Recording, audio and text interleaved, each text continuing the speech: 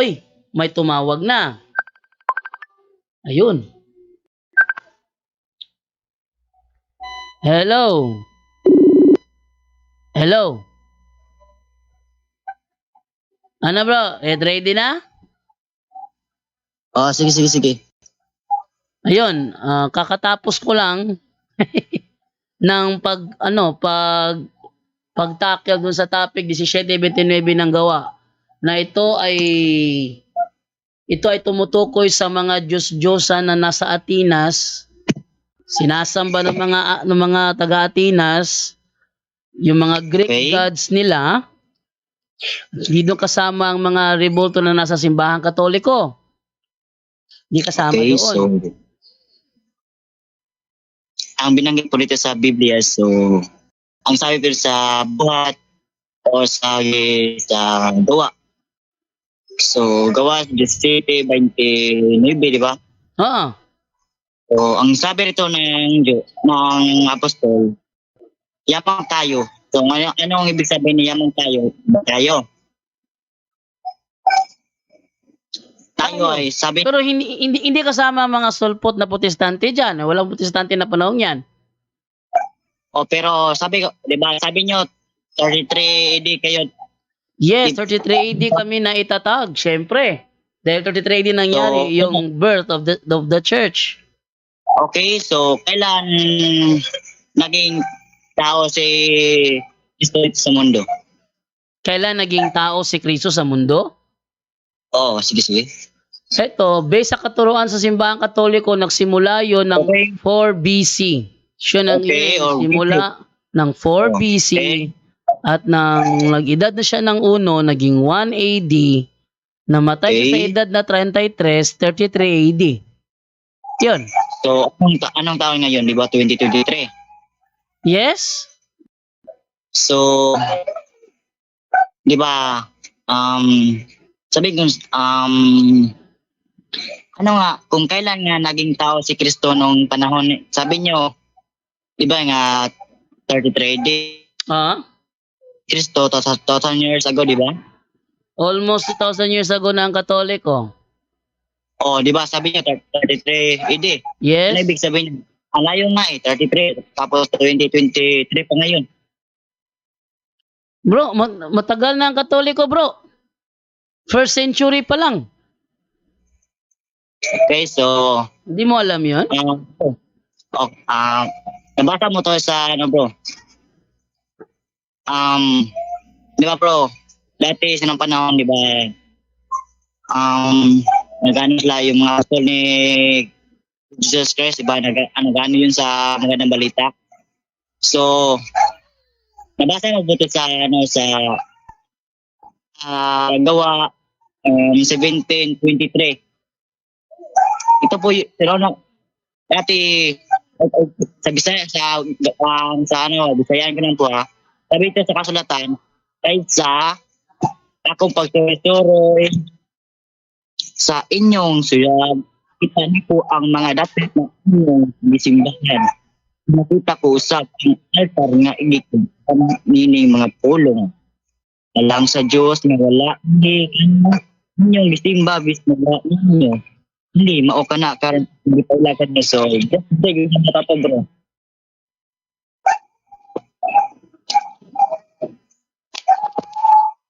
So, anong tanong mo? So, ang kanbot, ang kasabot ako bro, dali sa Biblia.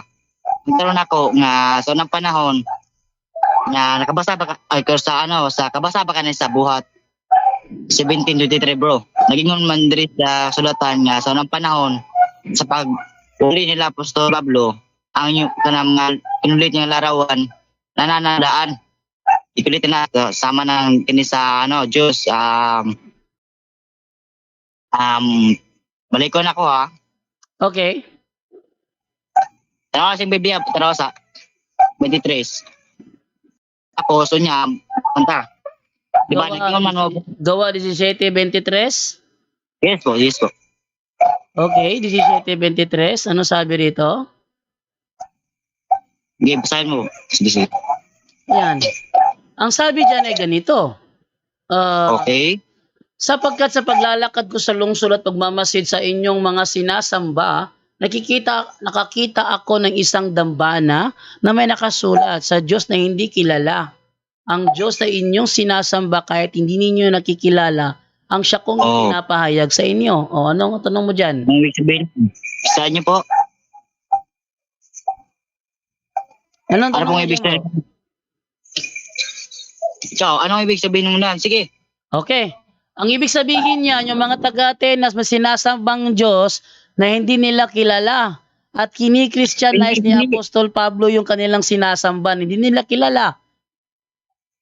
Oh. Hindi, ang ibig sabihin niya, yung Diyos na si Kristo. Mali, mali. Mali. Hindi yan hindi yan ang Diyos na si Kristo. Ayon ni Charles John Ellicott, yan ay tumutukoy kay Zeus. Bisayan mo. Para makaklaro.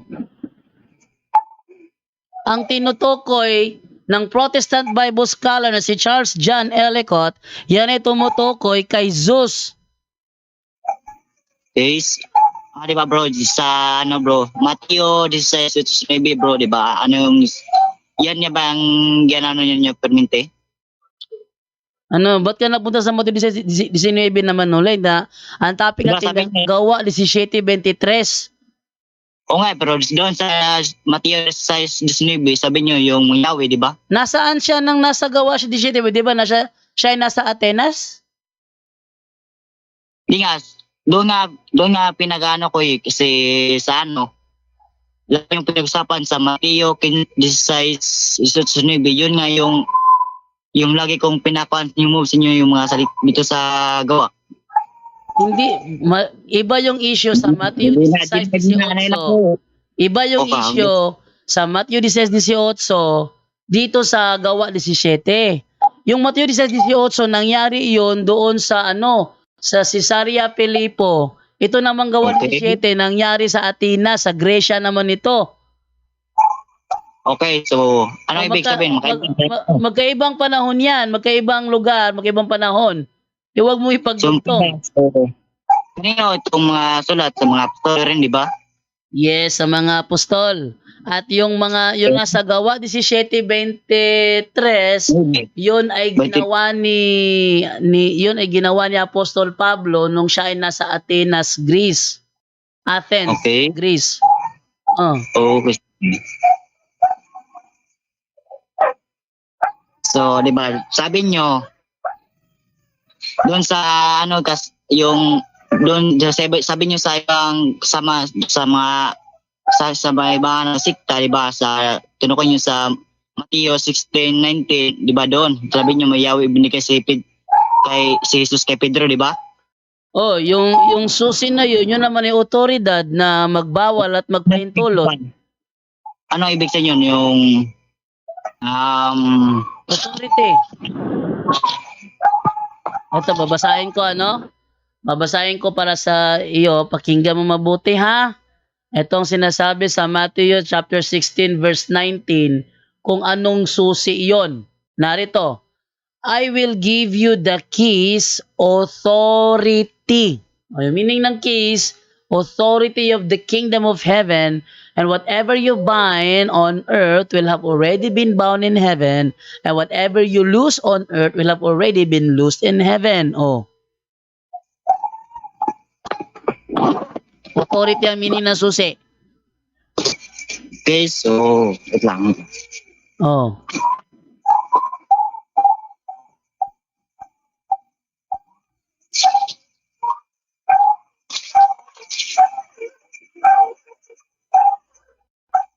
Ano?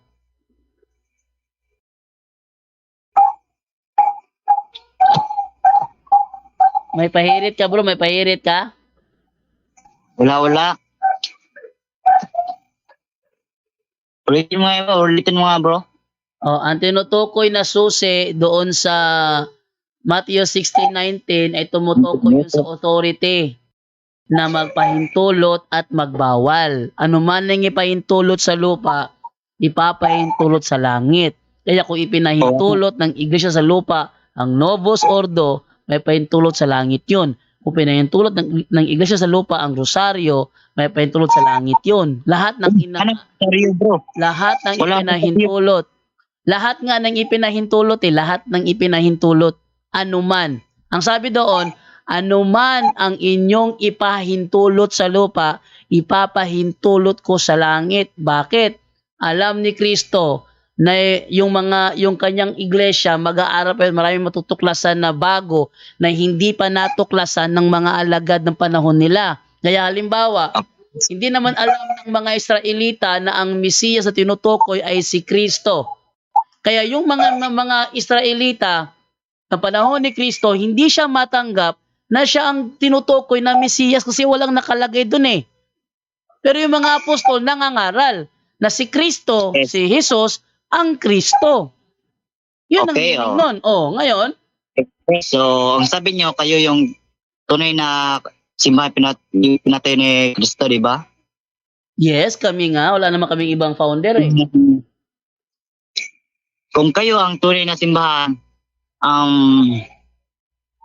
bakit sa raming tao sa mundo, bakit hinayaan niyo sila na gumawa ng masama o hindi niyo tinuturuan ng tama? Anong hinayaan? Kami nakikipaglaban. Tinan mo. Sino? Tinan mo. Kailan kayo kami nakikipaglaban, bro. Kami nakikipaglaban sa gobyerno. Kung naalala mo dati, ay gagawing legal sa Pilipinas ang same-sex marriage. Sinong kumalaban sa gobyerno? Kayo ba? Hindi yun. Hindi yung marriage. Hindi, sampo lang yun. Na kami ang nakikipaglaban. Walang ni isa man sa grupo ninyo ang nakipaglaban.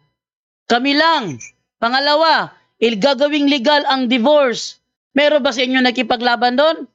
Wala, kami lang. Next, gagawing legal ang abortion. O meron ba sa inyo nakipaglaban doon? Wala, kami lang. Bukod tanging kami lang ang lumalaban. Pag merong agrabyado, yung pamamatay ng mga tao. Pumamatay, sino ang nakipaglaban noon sa gobyerno? Di ba kami rin? Wala naman kayong ginawa eh. Puro lang kayo tutol, wala kayong ginawa. Natural, ano man ang ipahintulot nyo sa lupa, ipapahintulot sa langit. Ano man ang ipagbawal sa lupa, ipagbabawal sa langit. Ganun. Ano ibig sabihin nun, bro? Yun ba yung Yahweh, yung mga mukha ng Diyos, pag ipagawa ng Diyos, ipagawa sa tao o hindi? Ano mukha ng Diyos ipagawa sa tao? Kasi, di ba doon sa Gawas 17:29? Ayun nga ay si Jesus. At ipinagbabawal sa Iglesia Katolika ang ito, labas ko sa screen. Wala. Ito, ilabas ko sa screen ha. Ito, sinasabi sa screen dahil, ito, labas ko. Ito yung sinasabi sa amin, ayon sa Catechism of the Catholic Church, paragraph 2112, the first commandment condemns polytheism. So sa amin, turo sa amin sa Katoliko, ipinagbabawal ng unang utos ang polytheism. Alam mo yung anong polytheism? Maraming kinikilalang Diyos. Ipinagbabawal sa simbahang Katoliko. Next, it requires man neither to believe in nor to venerate other divinities than the one true God. Scripture constantly recalls this rejection of idols. Silver, gold, the work of men's hands. So ayon sa opisyal na turo ng simbahang Katoliko, Catechism of the Catholic Church, paragraph 2112, may higpit na ipinagbabawal ang mga Diyos-Diyosan. Yeah, pero dito sa buhat, sino nagsabi dito di ba si Pablo rin nagsabi dito na huwag natin isipin ang Diyos na sama sa gawan ng tao? Yes, ang tinutukoy dyan ay yung kay Zeus. Ito, Ellicott's Commentary for English Readers by Charles John Ellicott. Sabi niya, the first word reminds us of the lavish use of the gold in the colossal statue of Zeus by Phidias. So yan ay imahe ni Zeus. Yes, yan nga pero sabi nga doon, meron ba kaming imahe ni Zeus? Meron. Sino? Nasaan? Ilabas mo. Sa simbahan nyo. Ilabas mo. Sino nga? Saan doon si Zeus? Wala akong makitang Zeus sa simbahan namin eh. Ano itsura ni Zeus? Ganyan. Akala mo hindi ko ito sige, hinahamon kita, ilabas mo. Ano ang itsura ni Zeus?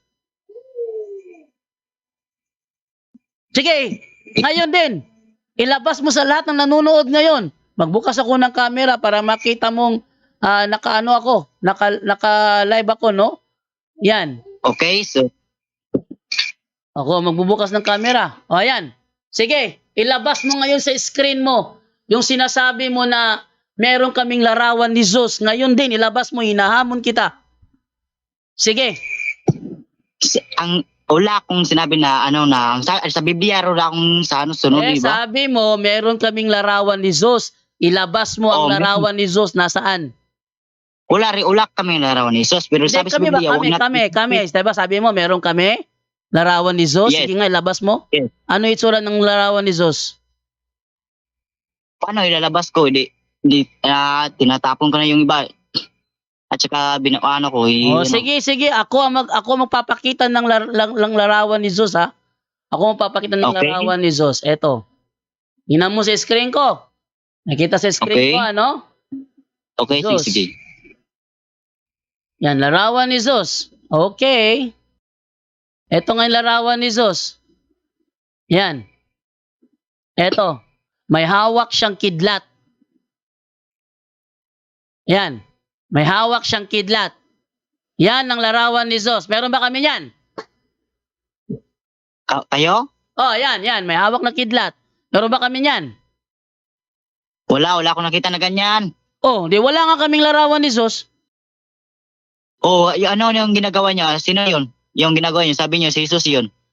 Sino yun? Iba si Jesus, iba si Zeus. Si Jesus yung sinasabi ko. Tingnan mo, ha? Tingnan mo, ano ang nakalagay sa sinasabi ni Charles John Ellicott. Ang sabi ni Charles John Ellicott, eto. The first word reminds us of the lavish use of gold in the colossal statue of Zeus. Zeus. Z-E-U-S. Zeus. Z-E-U-S.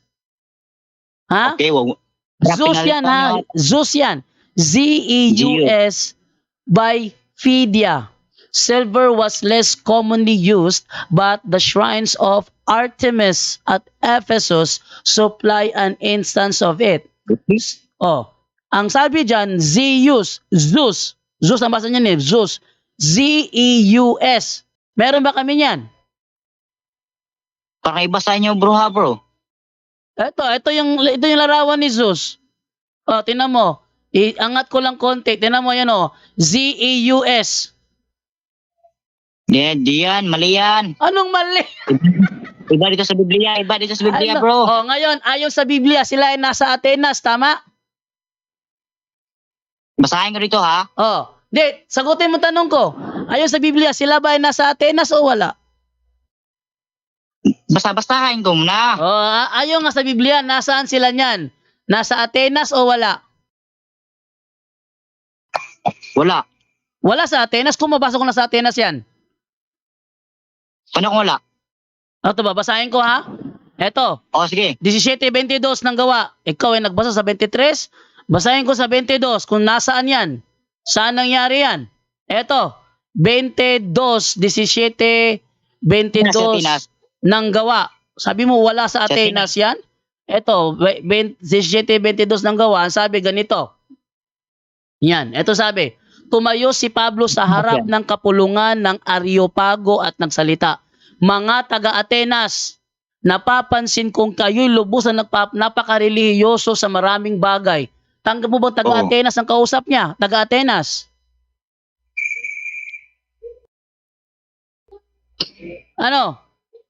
O, sabi niyo, di ba? Ibalik niyo sa yan. Ayan, oh. Balik niyo muna. Tanggap mo ba na yan ay nasa Atenas? Yes or no? Lugar yan.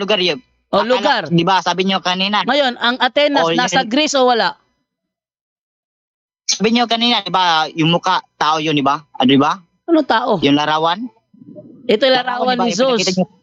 Ito yung larawan ni Zeus. Ito yung larawan ni Zeus. Tanong, tinatanggap mo ba na ayon sa Biblia, yan ay nasa Atenas? Yeah, tinanggap ko, pero nandito sa ngayon, yan ay nasa Atenas. Ngayon, ito, Sapagkat walang Atenas. ginagawa ang mga taga-Atenas at mga dayuhang naninirahan doon, kundi ang mag-usap-usap at makinig tungkol sa mga bagong turo. Oh? At tumayo si Pablo sa harap ng kapulungan ng Areopago at nagsalita, mga taga-Atenas. Tanong, saan ang Atenas? Saan ang Athens? Wait lang. Nasa lugar. Sa kalang mga bayan. Saan yun? Saan yung lugar na yun? Saan yung lugar na yun? Nasa kalang lugar nga eh. Sa ano? Sa Israel Atenas. ba yun? Sa Israel ba yun? Hindi. O saan yun? Saan yun? Saan lugar yung Athens? Atenas. Ha? Sa Atenas yun. Pilipinas? Hindi. Atenas eh. O saan yung Atenas nga? Basta. Oh, hindi mo alam. Kukutra-kutra ka, hindi mo alam. Atenas yung mapa siguro. Oh, kawawa naman to. Hindi niya alam kung nasaan ang Atenas. Ito ate, pakita ko na saan ba matatagpuan ang Athens. Okay, ito ay ano tayo rito. Tingnan natin kung nasaan ba yung Athens. No? Ito, wait lang. Atras na. Kala ko alam yung search plus Google. Oh, natural, syempre. Dahil sa pamamagitan ni Google, hindi tayo maliligaw. Gaya mo, wala kang alam. Kung nasaan ang Athens, kawawa ka naman. Hindi ginawa si Google para maging bobo tayo, ano? Para for your information. Hindi ginawa si Google para maging bobo tayo. Tingnan mo, ito Athens. Ayan, Athens. Athens, ancient Greek. Oh, at ito ancient Greek siya. Athenae is a major coastal urban area in the Mediterranean and it is both the capital and the largest city of Greece. Tama ba? Yes. Oh, yan. Sabihin mo ngayon. Oh, totoo sinasabi sa sa Google na ang Athens ay nasa Gresya. Yes. O ngayon, dahil nasa Gresya, ano ang mga Diyos sa Gresya? Ano ang mga Diyos? Ano ang mga Diyos sa Greek mythology? Ano? Pakisagot. Wait lang. Basahin ko muna. Alamin mo, ano ang mga Diyos sa Greek mythology?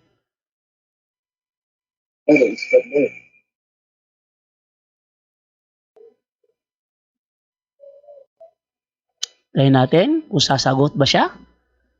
Kung ano ang mga Diyos sa Greek mythology. Sige, sagutin mo. Wait lang. Oh, Yes. sabi wait lang. ni Tony Cabido, nakasarado ang mga isipan na yan, Bojando. Sabi ni Ken Eusebio, Venus. Nakikita, Hera, asawa ni Zeus. Meron ang palang asawa si Zeus, si Hera. Si Kristo, walang asawa si Kristo eh. Kaya malayo yun. Zeus, tatay ni Thor. Si Thor naman, ayan naman yung counterpart ni Zeus sa Norse mythology. Nasa Norse mythology naman si Zeus. Si Thor, the God of Thunder. Siya naman ang God of Thunder doon. Pero si Zeus sa Greek mythology, siya ang God of Thunder. Kaya nga may hawak na kidlat eh.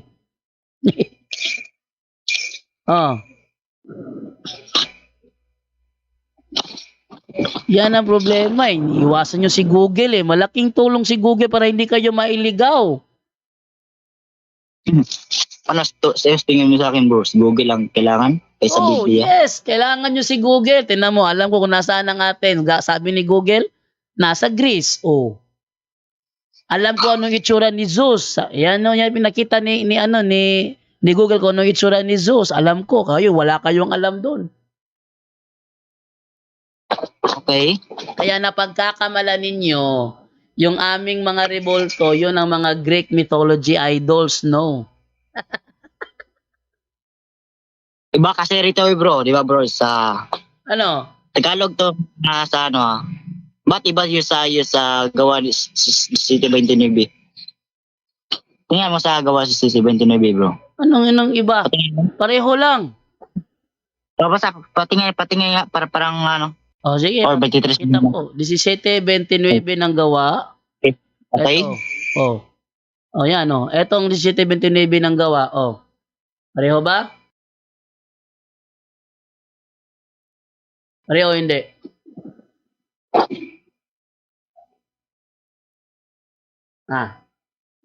Sige.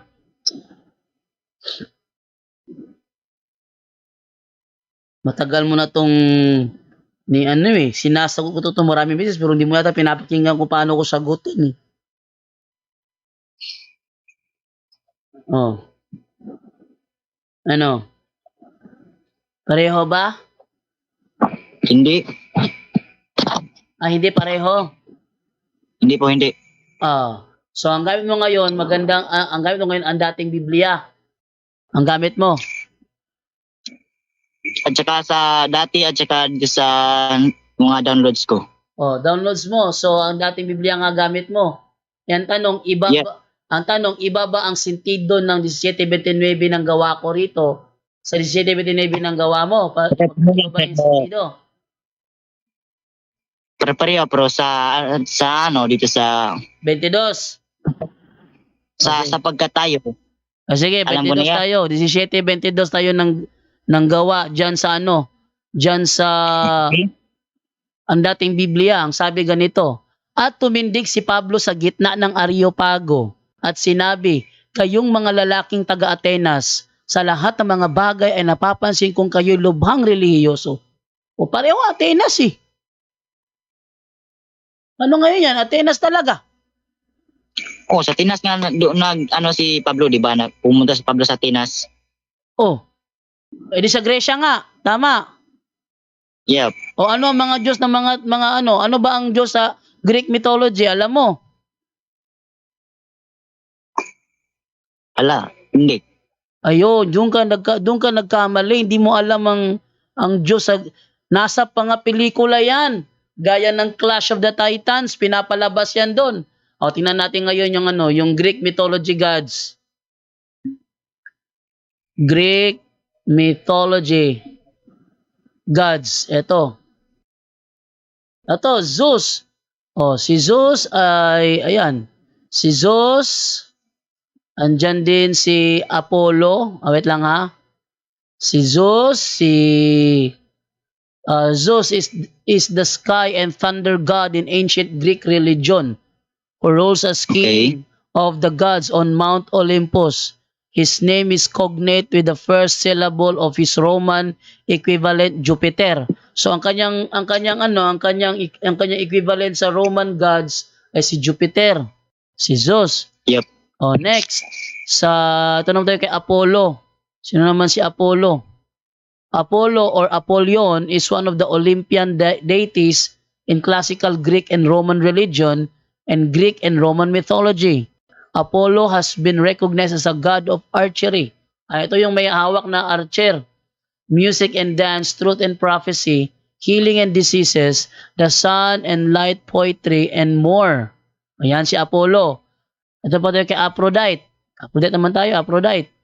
Aphrodite is an ancient Greek goddess associated with love, lust, beauty, pleasure, passion, procreation, and as her syncretized Roman goddess counterpart Venus. Ito naman yung counterpart naman ni Venus.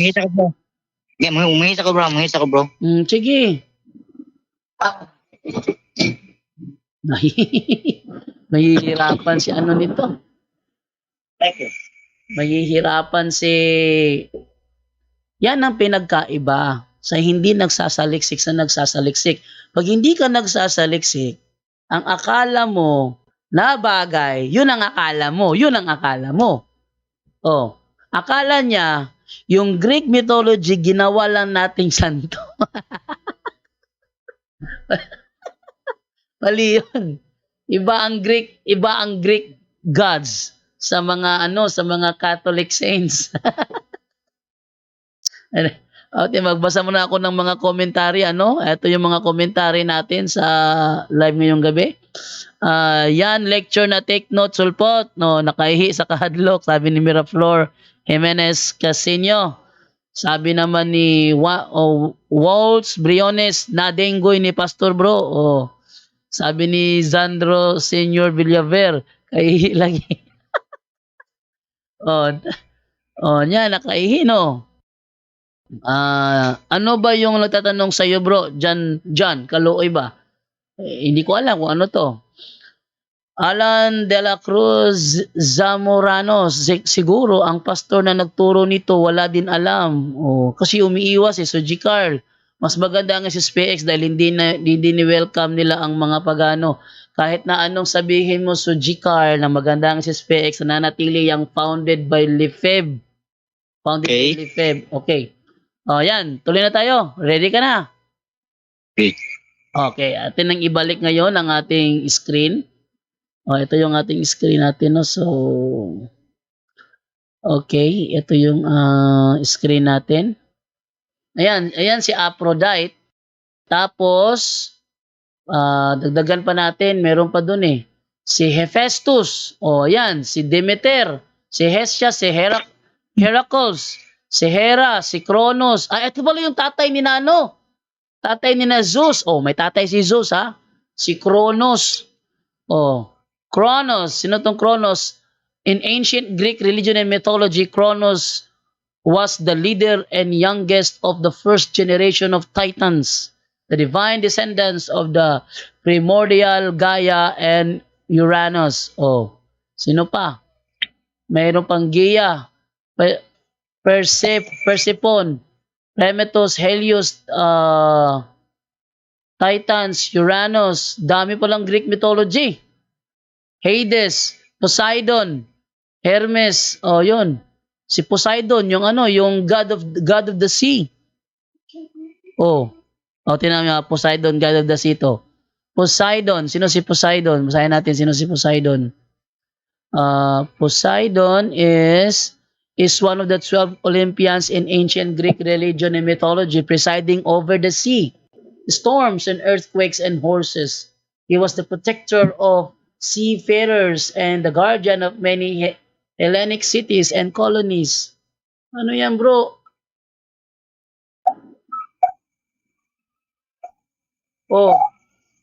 Ibang-iba to sa sa mga santo ng Katoliko. Ano ngayon yan? Paliwanag mo nga, ikaw nga magpaliwanag.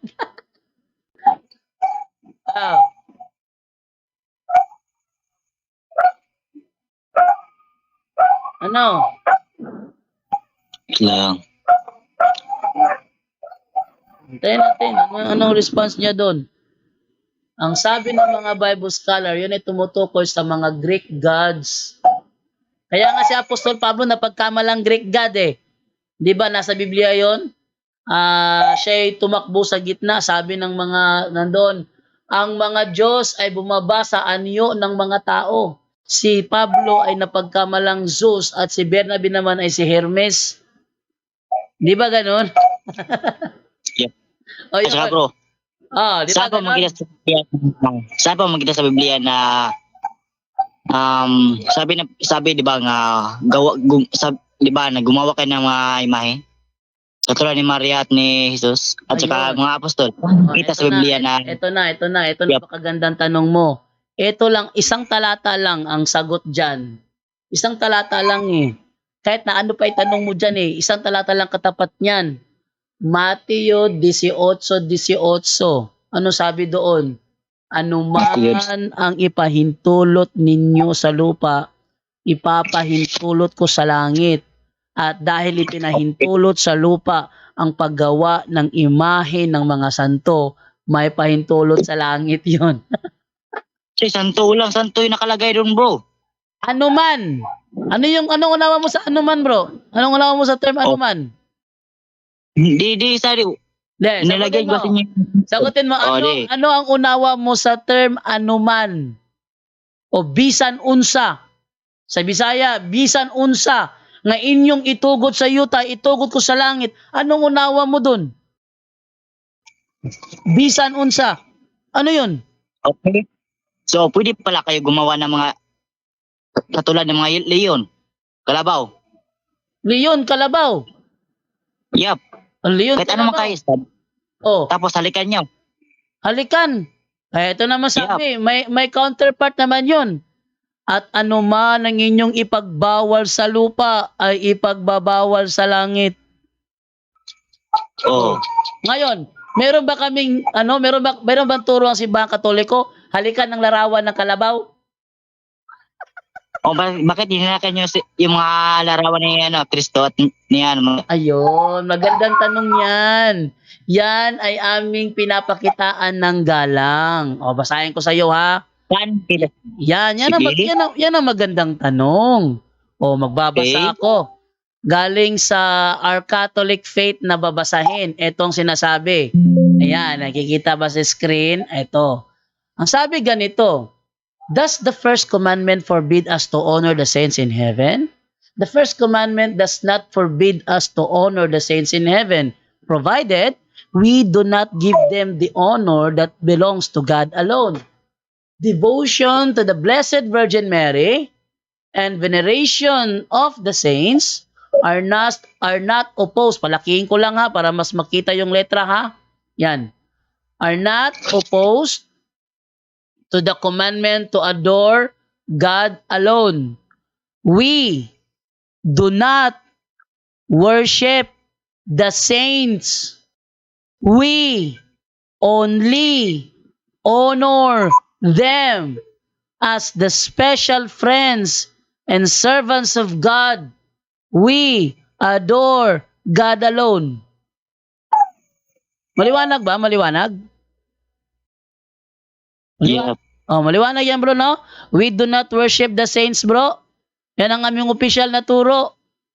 We do not worship the saints. We only honor them. Tama ba yan bro na we do not worship the saints? We only honor them? Tamang aral ba yan o maling aral yan? Wala yan sa Biblia eh. Hindi, tanong ko, maling aral ba yung do not worship the saints? Maling aral ba yan o tamang aral yan? Answer of God, we adore God alone. Oh. Yung katuruan bro ba na we do not worship the saints, tamang aral yan o maling aral yan? Mali kasi may Mary, di ba? Bakit ni si Mary? Yung tanong ko sagutin mo. Yung aral namin na we do not worship the saints, yan ba ay tamang aral o maling aral? Mali. Mali. So dapat pala i-worship ang saints.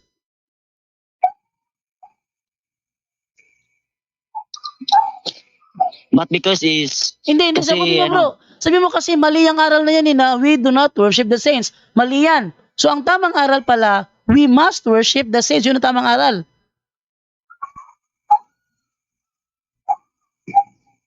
Yung sa taas. Ano sa taas? Andyan no? Yung naka-highlighted portion, nakikita naman sa screen ko nakabukas ang camera ko Okay. We do not worship the saints. Yang we do not worship the saints. Hindi namin sinasamba ang mga santo. Tamang aral yan o maling aral?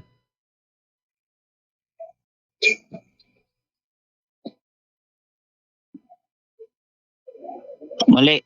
Mali ang aral na yan. So ang tamang aral, dapat sambahin ng mga santo. Yun ang tamang aral. Sabi sa Biblia, di ba? Hindi, sagutin mo bro. Dahil mali pala ang aral na yan na huwag sambahin ng mga santo, so ang tamang aral pala ay sambahin ng mga santo. Ganon.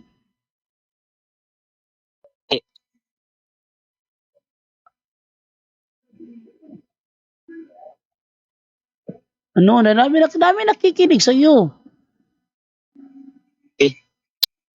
Wala akong kahit maraming makikinig Sige na. Sagutin mo na. Yan bang we do not worship the saints ay tamang aral o maling aral? Sabi mo, mali yan. So ang tamang aral pala, we must worship the saints. Yun ang tamang aral. We do not worship the saints. We only honor special friends and servants of God. We alone adore God lang. O pagkasabi mo, ayusin mo yung ano mo. Kasi nililiwanag ko lang kung tamang aral ba ng yan kasi ang aming opisyal na turo. So ikaklaro ko lang kung yung opisyal na turo namin yan ay mali ba o tama. Sabi mo kasi mali yan Dahil mali pala yan, so ang tamang aral dapat sambahin ng mga santo, ganun. Wala akong sinabi na sambahin yung mga santo, ganyan. Eh, yan na nakalagay sa amin eh. We do not. Hindi namin sinasamba ang mga Sa inyo. santo. Hindi Sa namin. inyo nga, sa inyo nga, pero wala yan sa Biblia. Ang tanong ko ba, yung aming turo ba na hindi namin sinasamba ang mga santo, tama ba yan o mali? Para sa inyo, tama. Hindi Pero ko, sa- ikaw pero- tinatanong ko bro, kasi pag ako ang nagsabi, sasabihin mo naman, ikaw ang nagsabi. Mas maganda sa'yo galing mismo ang salita. Tama ba Pero sa na akin- sambahin ang mga santo o hindi? Para sa akin, hindi. So hindi Para sa tama, akin, hindi. hindi tama na hindi sambahin ng santo. So ang tamang aral, kailangan sambahin ng santo, ganun. Ang dapat sambahin, yung spirits. Wait lang ha. Wala yan sa Biblia. Ipapaklaro ko lang ha. Okay, sige, kayo. Ang nakalagay dito, hindi namin sinasamba ang mga santo. Sila'y amin lamang ginagalang bilang mga malalapit na kaibigan at alagad ng Diyos. Sinasamba namin ang Diyos lang. Tamang aral yan o mali? Pero kayo ay yung gumawa, pero hindi yan sinulat yung mga Hindi, apostol. sagutin mo yan. Natural aral namin yan eh, kasi yung pinag-uusapan dito aral namin. Natural, kukontrahin mo yung aral namin. So ipinipresent ako ngayon sa iyo ang aral namin, ang official naming aral, at sabihin mo kung tama ba o mali. Yang aral namin na yan, na huwag sambahin ang mga santo, ang Diyos lang, tamang aral ba yan o maling aral yan? Para sa inyo, hindi. Para sa akin, mali. So maling aral na ang Diyos lang ang sambahin. Maling aral yon. Tama, ang Diyos ay sabay, yung Espiritu, hindi yung mga santo. Eh paano yan? Diyan nakalagay dyan, ang Diyos lang aming sinasamba, hindi ang mga santo. Paano ngayon yan? Eh, para sa inyo kasi yan. Wait lang, may bibigay sa yung Ano ba verse ha. naman to? Bibisayain ko na lang ha, kawawa naman eh. Ibisayain ko na lang para sa'yo. Basahin niyo po sa Mateo. Basahin niyo po sa Mateo. Babasahin ko na lang bro ha. Babasahin ko yung Okay. aking aral ha. Okay. Wala kami nagsimba sa mga santo. Amo lamang silang gitahod, ingon nga suod nga higala, og sulugoon sa Dios. Ang among gisimba maulamang ang Dios. Tamang aral yun o mali?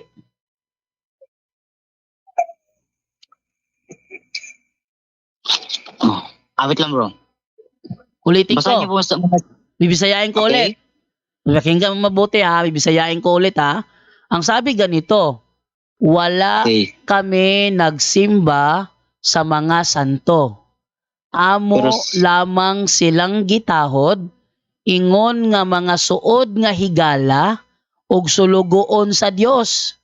Ang Dios Okay. lamang ang among gisimba. Sakto sa'yo. Sakto bro. Salamat bro ha. Ayun, So, sakto. So, tamang aral pala yan. Tinatanggap mo na. wait lang. Basahin niyo muna sa ano bro. Yung sa Mateo 15, 8-9. Pakibasa po. Okay, Matthew 15:8-9. Okay. Ito Yep. naman tayo sa Matthew 15:8-9. Yep. Okay, ito naman tayo ha. Sa Mateo 15:8. Ito yung gusto ko. Yung talagang pinaano ako na kinatatakutan ko siya. Ayan. Ang sabi ay ganito. Ang bayang ito'y iginagalang ako ng kanilang mga labi. Datapwat ang kanilang puso ay malayo sa akin. Datapwat walang kabuluhan ng pagsamba nila sa akin na nagtuturo ng kanilang pinakaaral ang mga utos ng mga tao. Yan. Ano yan? Sino yung gumawa yung ano? Di ba kayo lang? Israelita. Oh, salita, di ba? Hindi yung mga apostol na sumulat. Israelita Hindi yan, mo- oy. Hindi mo ba alam? Di ba? 7. Kayong mga mapagpaimbabaw, mabuti ang pagkahula sa inyo ni Isayas na nagsasabi. Yan, Sige, yan ay nasa Isayas Oh. 29:13. Isaiah, City, basahin mo, patuloy mo sa City, patuloy mo. Ito, bitaw na. Okay. Oh, yan ay katuparan ng Isayas 29:13. Basahin ko ha. Yeah. Ito, Isayas 29:13. Ang sabi, ating simulan sa Jess. Ano? Ating mas maganda ating simulan to sa ano? Sa Jess na lang, Jess. Ano Isaiah 29. Ito yung Okay. ito yung hula. Sapagkat inihulog ng Panginoon sa inyo ang diwa ng mahimbing na pagkakatulog, at ipinikit ang inyong mga mata ng mga propeta, at ang iyong mga pangulo na mga tagakita ay kanyang tinakpan. So may mga pangulo at mga propetang lugar na ito. Next. At ang lahat ng pangitain ay naging sa inyo'y gaya ng mga salita ng aklat na natatatakan, na ibinibigay ng mga tao sa isang marunong bumasa, na sinasabi, iyong basahin ito. Isanasamo ko sa iyo, at kanyang sinasabi, hindi ko mababasa sapagkat natatakan. 12. At ang aklat ay nagbigay sa kanya na hindi marunong. So ito yung sinasabi ni Ali Javier na tumutukoy daw kay Muhammad, gayong hindi. Na sinasabi, iyong basahin ito. Isinasama ko sa iyo, at kanya sinasabi, ako'y hindi marunong bumasa. 13. At sinabi ng Panginoon, yamang ang bayang ito ay lumapit sa akin, at pinapupurihan ako ng kanilang bibig at ng kanilang mga labi, ngunit inilayo ang kanilang puso sa akin, at ang kanilang takot sa akin ay utos ng mga tao na itinuro sa kanila. Oh. So ito yung hula na tumutukoy naman sa Ariel. Ano yung Ariel? Kung saan nagsusunog ng insenso. Hoy Ariel na bayang inantungan ni David, magdagdag kayo ng taon sa taon, magdiwang sila ng mga kapistahan. Ito ay tumutukoy sa mga Israelita, sa Israel. Kaya sa Mateo, balikan natin yung 15:8, at isimulan sa ano yung aral ng tao doon ha. Eto. Okay. Pagkatapos lumapit kay Jesus ng ilang Pariseo at mga tagapagturo ng kautusan na galing sa Jerusalem, at siya tinanong nila, bakit nilalabag ng mga alagad mo ang katuroang minana natin sa ating mga ninuno? Kumakain sila ng hindi muna naguhugas ng kamay ayon sa tamang paraan. Sinagot sila ni Jesus, bakit naman ninyo nilalabag ang utos ng Diyos dahil sa inyong mga tradisyon? So ang kausap nito mga Pariseo. Ang mga Pariseo may tradisyon. Ano yung kanilang tradisyon? 4. Sinabi ng Diyos, igalang mo ang iyong ama at ina, at ang sino mang lumait sa kanyang ama o ina ay dapat patayin. 5. Ngunit itinuturo ninyo, sinong ninyo? Mga Pariseo na kapag sinabi ng isang tao sa kanyang ama o ina, ang anumang maitutulong ko sa inyo ay naihandog ko na sa Diyos. Hindi na niya kailangan tulungan ng kanyang ama at ang kanyang ina. Pinawawalang kabuluhan ninyo ang salita ng Diyos. Masunod lamang ninyo ang inyong mga minanang mga katuruan. 7. Mga mapagkunwari, yung mga Hudyo na ito. Tama nga ang sinabi ni Propeta Isayas tungkol sa inyo. Ang paggalang sa akin ng bayang ito ay pakunwari lamang, sapagkat sa bibig at hindi sa puso ito bumubukal.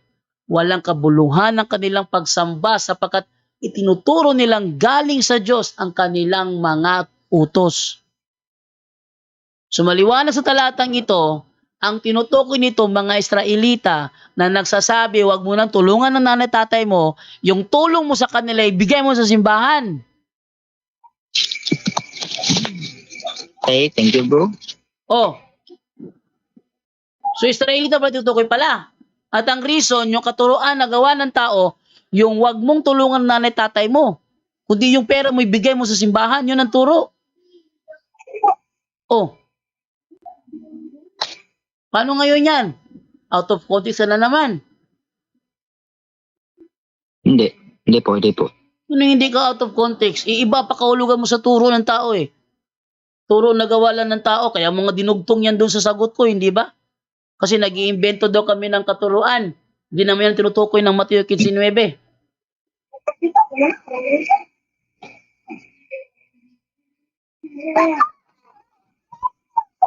O ano? Wala na? Ubus na katwiran? Wala na bro. Ubus na katwiran mo. Nasagot ko na lahat. Hindi kita kinatakutan. Yung tanong Thank you bro. Yung tanong mo dati sa 17:29 ng gawa, matagal ko na yung sinasagot, hindi mo lang yata naririnig ako kasi pag send mo ng message, umaalis ka na kaagad. Kaya hindi mo nahintay na sinagot ko yun. Tapos ipapaglagay mo na kinatatakutan kita. Kaya ako na-trigger dun eh. Takutan? Ba't hindi ako takutan talaga? Anyone can claim the statement of the Bible because we can do a private interpretation. Kining ako mga kaigsunan nga gipabarog nga usa ka haligi nganong matuod ang simbahan tungod kay gitukod ni Kristo. Dili tungod sa pagkamabasa, dili tungod sa karakter, dili tungod sa ngan usara ang haligi nga kung gipabarog nganong nahimong tinuod ang simbahang Katoliko way laing rason tinukod sa atong Ginoong Hesus Kristo. Yo! Talakayan to, hindi bara-bara. Katotohanan lang, walang palusot. Para sa mesa ng usapan, di kami nag-aaway. Puro talakayan, hindi banggayan ng patay malisay. Aral hinahimay, parang beats na nire-replay. Truth ang target namin, hindi hypo display. Bawat teksto sinisilip. Context yan, di pwedeng ipinipilit. Doctrine na solid, hindi fake, hindi boses ng Diyos, di namin gustong i-credit. Doktrina flow, hasal ng pag-iisip. Salita ng Diyos, yan ang aming inisip. Uhaw sa turo, kaya kami nagdidip. Sa talakayan, truth ang pinanghahawakan. Keep it! Doktrina flow, hindi ito laro. Pag-unaway tumatagos hanggang buto. Sa bawat linya, puso ang sumisigaw. Katotohanan lang, walang bawal, walang bawas raw. May tanong, sige lapag mo, let's go. Di kami takot sa debate na may respeto. Spirito ang guide, parang bigtas mood ang tempo. Pag may liwanag, lahat ng shadow nagme-medo. Hindi kami nagmamarunong nag-aaral lang. Pag may gap sa mind, Diyos ang pumuno niyan. Ang Iglesia ng Diyos mula Espanya, papuntang Pilipinas. Dapat malinaw yan. Hindi kompetisyon, hindi kami nagrarime para lang manalo. Puso ang puhunan, hindi bara-bara ang palo. Truth ang goal, yan ang tunay na trono. Doktrina flow, hasal ng pag-iisip. Salita ng Diyos, yan ang aming inisip. Uhaw sa turo, kaya kami nagdidip. Sa talakayan, truth ang pinanghahahakan. Keep it, doktrina flow, hanggang dulo go. Liwanag ang bit-bit, hindi ego. Sa doktrinal na usapang totoo. The pillar and foundation of the Kami ang float bida. is the church, and the Catholic Church is the church founded by Jesus Christ. Then, asay inyong pilion.